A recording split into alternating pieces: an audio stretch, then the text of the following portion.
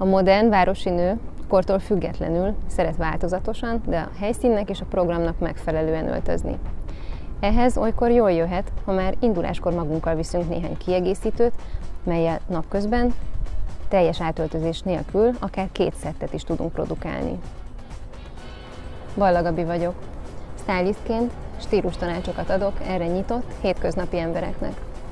A blogomon rendszeresen ötletelek arról, hogyan lehet egy szett tulajdonképpen 2 kis csavarral. Ezen a vonalon maradva a mai videóbejegyzésben 2 összeállítást fogok mutatni, ami nőies, csinos és szükség szerint a praktikusság jegyében variálható.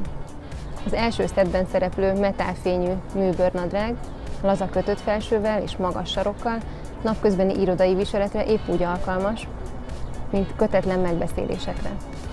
Azonban, ha délután már jövésmenéssel telik az időnk, lapos talppal a szett épp úgy kiválóan működik, és nap végére hálásak leszünk magunknak a praktikumért.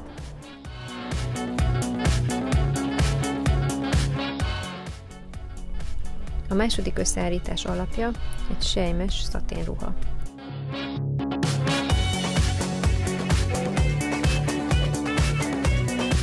Késő tavaszi, koranyári reggeleken, estéken egy ilyen könnyű kis kabát nagy hasznunkra lehet. Íme a szett, amennyiben a napközbeni program kívánja meg a lazább viseletet.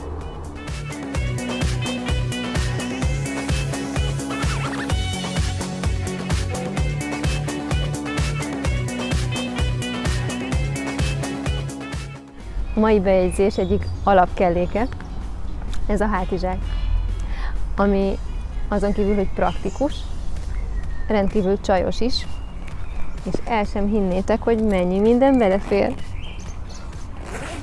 A kérdés, hogy mivel tegyük alkalmivá a napközbeni lazább, sportosabb viseletet? Egy borítéktáskával, egy magas sarkú cipővel, néhány hullámcsat, egy kis frizuraváltás, egy kevés sminkigazítás, és kész. A következő bejegyzésig vonulok csak el. Hétköznapi öltözködési tippekért kövessetek a blogomon és a közösségi oldalakon.